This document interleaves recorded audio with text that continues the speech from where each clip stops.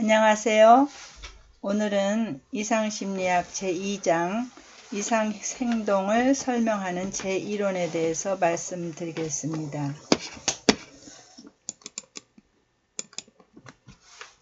오늘 이상행동을 설명하는 제1원은 목차를 살펴보면 생물의학적 모형에 의해서 이상행동을 어떻게 설명하는가를 살펴보고 정신분석학적에서는 모형에서는 어떻게 이상행동을 설명하는지 살펴보겠습니다.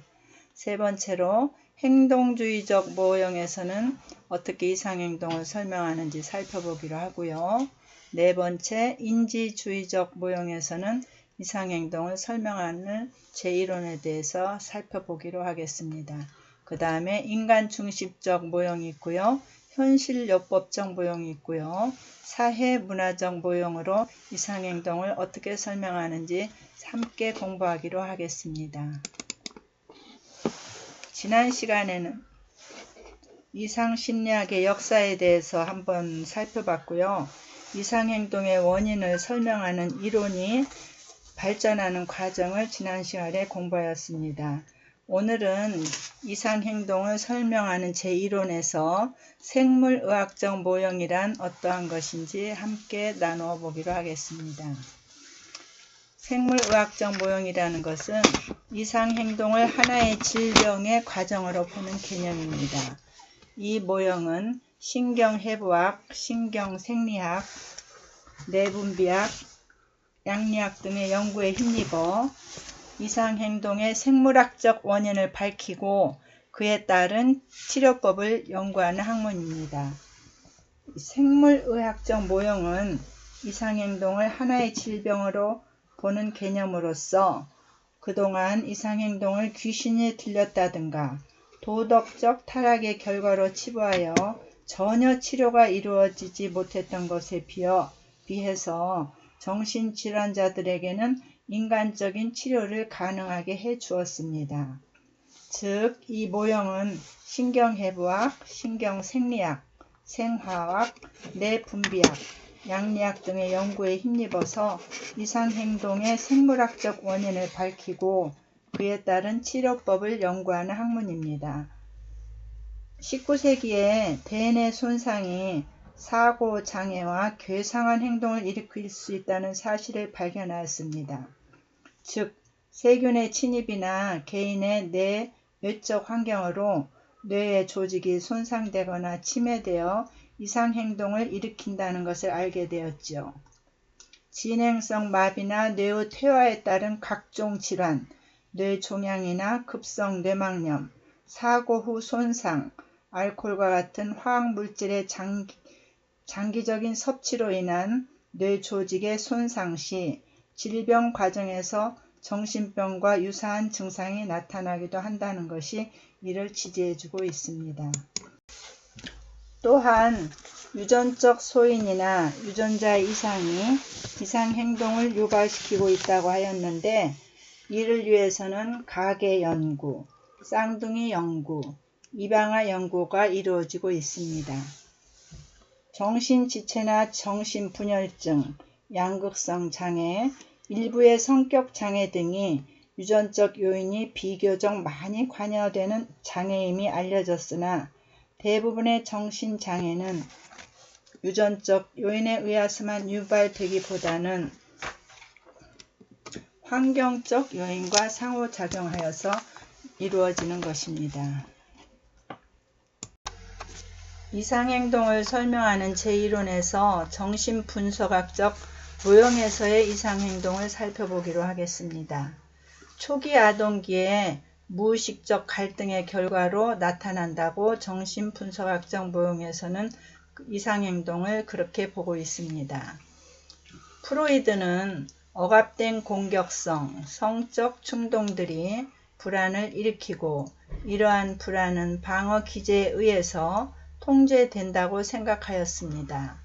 그래서 신경증은 불안에 대응하기 위해 과장되게 방어 기제를 사용한 결과이고 정신병은 신경증적 방어 기제의 붕괴로 갈등이 해결되지 못했던 자신의 어린 시절의 심리, 성적 발달 단계로 퇴행되어 있는 상태라고 보았습니다.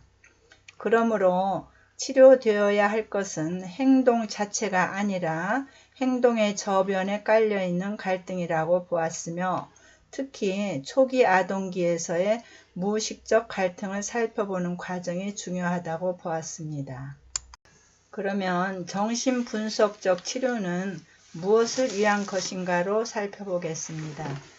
정신분석과 정신분석적 치료는 직업과 일상생활의 보통의 과업의 수행과 성공에 있어서, 또한 배우자, 가족, 친구들과 함께 행복을 경험할 가능성을 방해하는 반복적인 정신적 문제에 잡혀 있다고 느끼는 사람들을 위한 것입니다. 불안, 제약, 우울 등이 내적 갈등의 흔한 조짐이지요. 이런 증상들이 관계에서 문제를 일으키고 치료하지 않으면 개인적, 직업적 선택에서 상당한 영향을 끼칩니다. 이러한 문제들의 뿌리는 보통의 인식으로 닿을 수 있는 것보다 더 깊은 곳에 위치하는 것이 흔하며, 이것 때문에 정신치료 없이 해결하기가 어렵게 됩니다. 이런 장애의 무의식적 부분에 대한 새로운 통찰을 전문적 분석가의 도움을 통하여 환자는 얻어낼 수 있습니다. 그 과정은 분석가와 안전한 분위기에서 이야기를 나누는 것으로, 환자에게는 이전에 알려지지 않은 자신의 내적 세계, 즉 생각과 느낌, 기억과 꿈의 부분들을 점차 인식할 수 있게 하여 그럼으로써 정신적 고통을 완화하고 성격 발달을 촉진하며 자신의 인생 목표를 추구하는 데 확신을 강화시킬 자기인식을 제공합니다. 이러한 정신분석의 긍정적인 효과는 정신분석이 종료된 이후에도 오랜 기간 동안 지속하며 추가적인 성장에 기여를 하게 되는 것입니다. 정신분석 상담은 주로 과거에 초점을 두면서 내담자의 전이, 저항을 문제 해결의 주요 수단으로 활용하는 정신분석은 종래와는 전혀 색다르고 급진적인 접근이며 1896년 이후부터 본격적으로 사용되고 있습니다. 정신분석은 인간이 가진 마음의 병을 과학적으로 규명하는 접근을 가능하게 하였으며, 특히 많은 이론들이 정신분석과 비교되어 논의될 만큼 차후 등장한 재반 심리 접근의 원형으로 기여하고 있습니다. 오늘날 정신분석에 대한 이해 없이는 심리현상에 대해 적절하게 이해하기 어려울 만큼 정신분석 이론은 심리상담과 치료를 포함한 전반적인 심리학 발전에 막대한 기여를 한 것으로 평가되고 있습니다. 정신분석학, 정신역동이론학, 역동정신의학, 심층심리학, 정신분석적 심리치료 등의 다양한 이름으로 불리는 정신분석은 프로이드를 중심으로 하는 많은 이론가에 의해서 창시되었습니다. 그 후 정신분석은 여러 학파로 갈라진 채 발전하고 있었지요. 프로이드의 정통 정신분석 학파, 안나와 프로이드와 에릭슨이 주축이 된 자아심리 학파, 클라인을 중심으로 한 영국의 대상관계 학파와 코헛을 중심으로 한 자기심리 학파, 설리반을 중심으로 한 대인관계 학파 등이 그것입니다. 오늘날의 정신분석가는 프로이드의 개념을 기본 바탕으로 하면서도 프로이드의 가르침을 초월하여 필요하다면 내담자의 행동적인 부분까지도 다룹니다.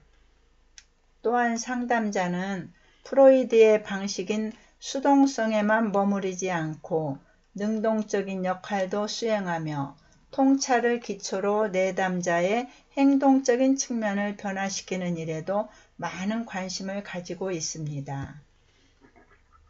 정신분석의 특징을 요약해 본다면, 내담자, 즉 환자에 대한 실증적인 사례 연구를 통해서 발전하였습니다.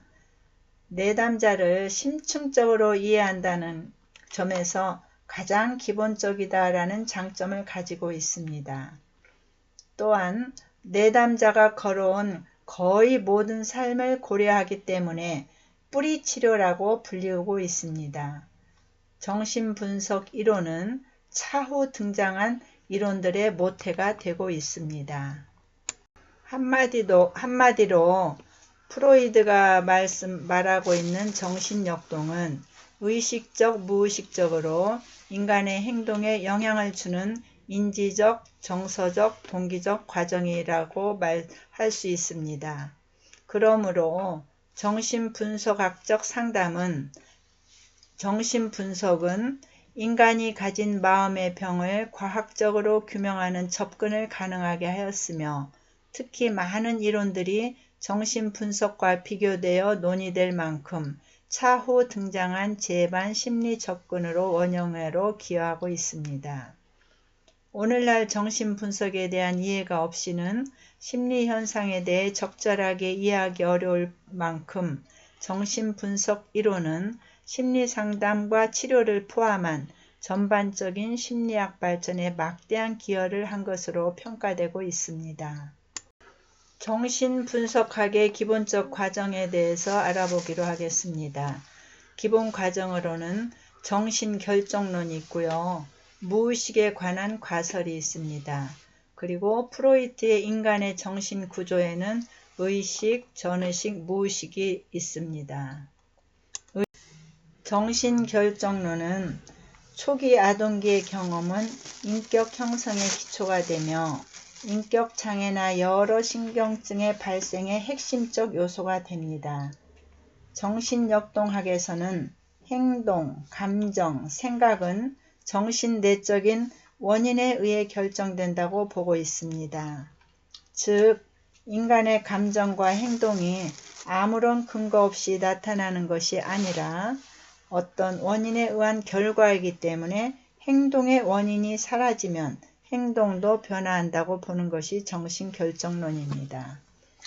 정신결정론이란 정신분석의 주요 가설로서 인간 행동의 원인은 외적인 환경 조건보다는 내적인 과정에 의해 결정되며 특히 성격은 생후 60개월 정도에 대략 형성된다는 것을 강조하는 의미로 사용하고 있습니다. 그 이후의 시기가 성격 형성에 중요하지 않다고 보지는 않지만 상대적으로 60개월이 인격 형성에 결정적인 영향을 미치는 시기라고 보는 것입니다. 생후 60개월은 대략 오디푸스 갈등기가 끝이 나는 시기로서 이 시기를 거치면서 유아는 나름대로 독자적인 성격을 형성하고 이를 평생 지속시킵니다. 따라서 정신분석의 목표는 초기 아동기에 형성된 갈등을 현재의 문제와 관련지어 이해하고 이를 내담자가 즉 통찰하도록 작업을 합니다. 즉 정신분석은 분석적인 작업을 통해 아동기의 경험에 고착된 어린이를 의식의 세계로 데리고 나오는 것이고 현재의 신경증적인 갈등이 시대착오적이라는 것을 깨닫게 하여 갈등을 풀도록 돕는 작업입니다. 정신분석 상담자는 치료적 관계를 통해 내담자가 안전하게 무의식적인 것을 의식화하도록 하여 내적 갈등을 해결하도록 돕습니다. 상담자는 정신결정론에 근거하여 내담자가 경험한 어린 시절의 경험이 현재의 문제에 어떠한 관련성을 가지는지를 탐색하게 됩니다. 프로이트가 말하는 인간의 정신구조는 의식, 전의식, 무의식이 있는데 이러한 정신구조는 지정학설이라는 인간의 마음의 그 지정학설에 관련되어 있습니다. 지정학설은 인간의 마음을 무의식, 즉 비합리적인 무의식, 전의식, 그리고 의식으로 분류합니다. 의식은 합리적인 의식의 부분입니다. 우리가 모르는 세계가 우리의 마음에 있다는 것입니다. 수치심, 죄악감, 열등감, 상처받은 경험, 성적이거나 공격적인 욕구 등은 억압되어서 무의식에 저장이 됩니다. 이들이 무의식에 저장되는 이유는 의식화될 경우 불쾌하거나 두렵기 때문입니다. 무의식은 의식을 지배하지만 개인은 무의식의 존재를 제대로 인식하지 못하고 있습니다. 정신분석이란 내담자의 무의식을 탐구하고 필요할 경우 이를 안전하게 의식화시키는 작업입니다. 무의식이 존재한다는 근거는 꿈이나 실수, 체면 등에서 잘 나타나 있습니다. 전의식이란 어떤 내용이 현재의 의식 수준에는 없지만 주의를 기울이면 쉽게 의식으로 떠오르는 의식의 저장고입니다. 전의식은 의식 밖에 있지만 의식처럼 합리적 사고의 영역에 있습니다. 무의식의 주요한 특징들을 살펴보겠습니다. 무의식의 주요한 특징들에는 전치가 있는데요. 전치란 하나의 이미지에서 다른 이미지로 이동하는 특징이 있습니다. 전부에서 부분으로, 일부에서 전부로 이동하기도 합니다. 예를 들면 제주도 여성에게 버림받은 경험이 있는 남성은 부지불식간에 제주도 자체를 싫어할지도 모릅니다. 이 경우 제주도 여성에 대한 감정이 제주도 자체로 전치되었다고 할 수 있지요. 이러한 전치에는 합리성이나 규칙이 존재하지 않으며 유사성만 있으면 얼마든지 다른 것으로 옮겨 다니는데요. 이것을 전치라고 합니다. 다음에는 무의식의 주요한 특징들로 압축이 있습니다. 압축이란 한 아이디어에 둘 이상의 아이디어가 합병된 것을 의미합니다. 예를 들어 꿈속에서 여인을 보았는데 애인 같기도 하고 어머니 같기도 했다 라고 한다면 이는 압축과 관련이 있습니다. 이러한 꿈은 어머니에 대한 소유욕과 이에 대한 내적인 처벌이 관여하여 형성되는 것으로 보입니다. 무의식을 이해하는 데는 압축 1차적, 2차적 사고 과정에 대한 이해가 도움이 됩니다. 2차 사고 과정이란 자아와 현실 원칙의 조정하에 진행되는 의식적인 정신활동을 의미합니다. 2차적 사고 과정은 문제 해결, 판단, 그리고 체계적 사고를 포함하며 유기체가 외부 환경에 합리적으로 적응하도록 해줍니다. 이에 반해 1차적 사고 과정이란 현실과 논리의 구속을 받지 않고 자유분방한 본능적 충동의 발산이 일어나는 무의식적 활동을 말합니다. 1차 사고 과정은 꿈, 망상 등이 그 예입니다. 1차적 주요 특징으로는 시간에 구애되지 않고, 즉 무의식에는 시간의 개념이 없기 때문에 현재와 과거를 구별하지 않습니다. 무의식에는 과거에 있었던 일들을 현재 지금 일어나는 일처럼 받아들입니다. 까마득하게 잊은 듯 보이는 어린 시절의 외상 경험으로 인해 괴로워하는 것이나 최근에 만난 사람이 초등학교 때 한반이 되어 소풍 가는 꿈을 꾸는 것, 그러한 것이 그 예입니다. 또 1차적 사고의 특징으로는 현실을 무시하는 것이 있습니다. 무의식은 욕구가 현실에서 어떻게 충족되는지에 대해서는 관심이 없습니다. 무의식의 이러한 특징은 유아나 성인 모두에게 공통적으로 일어납니다. 무의식에 필요한 충족 욕구는 자아의 검열에 의해서 상당 부분 저지되지만 무의식은 집요하게 원초와의 욕구를 충족하고자 함으로써 자아를 힘들게 합니다. 심리적 현실이 있습니다. 무의식은 현실과 실제를 구별하는 능력이 결여되어 있어서, 즉 현실과 상상에 대한 구별 능력이 결여되기 때문에 상상마저도 실제로 경험하게 됩니다. 어떤 일은 단지 상상만 했을 뿐인데도 마치 실제로 경험한 것처럼 기억되는 것이지요. 조현병의 경우 그들이 두려워하는 중대한 사건들의 상당 부분은 상상 속에서 만들어진 것들입니다. 정신분석학적 모형에서 성격의 구조를 살펴보기로 하겠습니다. 성격의 구조는 성격의 3원 구조 이론으로 원초와 이드, 자아, 에고, 초자아, 슈퍼에고가 성격의 3원 구조 이론입니다. 원초아는 독일어의 3인칭 대명사 S에서 유래되었습니다. 원초아는 본능적인 욕망들과 욕구로 구성되며 그것을 가지고 태어납니다. 즉 출생 당시 신생아는 거의 원초아 상태라고 해도 무방할 것입니다. 먹고 싶은 욕구, 성적 욕구, 공격 욕구, 의존 욕구 등은 모두 원초아의 속성입니다. 원초아는 즉각적인 만족을 추구하고 불쾌감을 회피하는 쾌락 원칙에 의해 움직이기 때문에 자제력이 없으며 현실을 무시합니다. 또한 현실 회피적이고 자기중심적이며 무의식적이고 1차 사고 과정으로 이루어집니다.